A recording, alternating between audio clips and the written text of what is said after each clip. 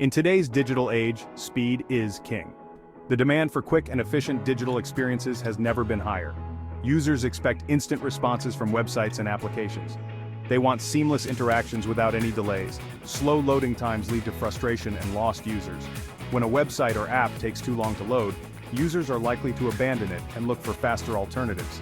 System design must address this need for speed. Engineers and developers must prioritize performance optimization from the very beginning of the development process.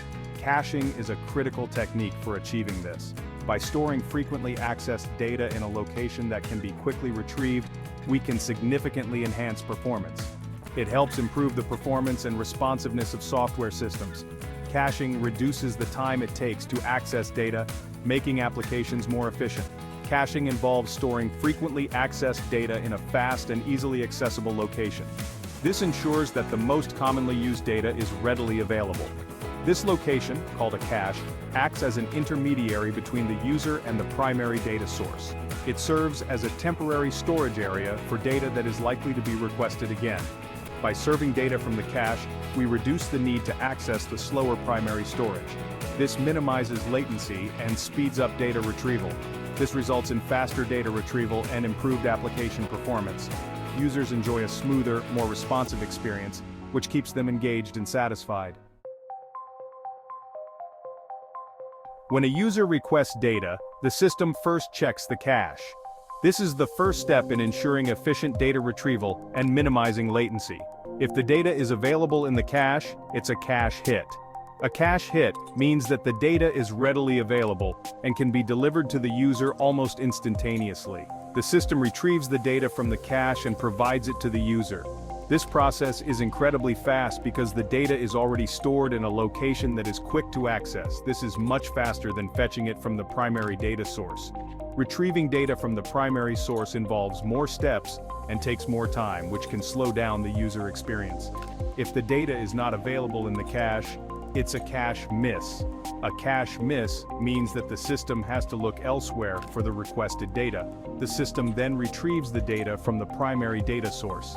This involves querying the database or another storage system, which can be more time-consuming. It also stores this data in the cache for future requests. By doing this, the system ensures that the next time the same data is requested, it can be quickly retrieved from the cache. This way, subsequent requests for the same data will result in a cache hit.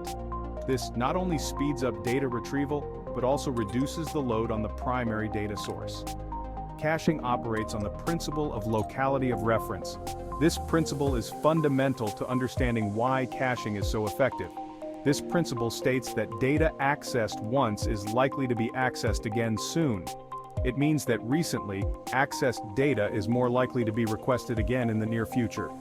By caching recently accessed data, we increase the likelihood of future requests being served from the cache. This improves overall system efficiency and provides a better user experience by reducing wait times and ensuring faster data access. There are different types of caches, each designed to optimize data retrieval and storage efficiency. Each type of cache is suited for specific needs, ensuring that data is accessed quickly and efficiently. In-memory caches store data directly in the application's RAM, providing the fastest access times possible. This method offers rapid data retrieval but is limited by the physical size of the RAM available in the system. Distributed caches, such as memcached or Redis, store data across multiple servers, creating a network of cached data. This approach allows for larger cache sizes and can handle higher traffic loads, making it ideal for large-scale applications. Database caches are integrated into database management systems, enhancing their performance. They cache frequently accessed queries and data, reducing the time it takes to retrieve this information. File system caches store recently accessed files in RAM, allowing the operating system to retrieve them more quickly. The choice of cache type depends on several factors, including the size of the data, access patterns, and budget constraints. Understanding these factors helps in selecting the most appropriate caching strategy, ensuring optimal performance and cost efficiency. By carefully choosing the right type of cache, organizations can significantly improve their data handling capabilities.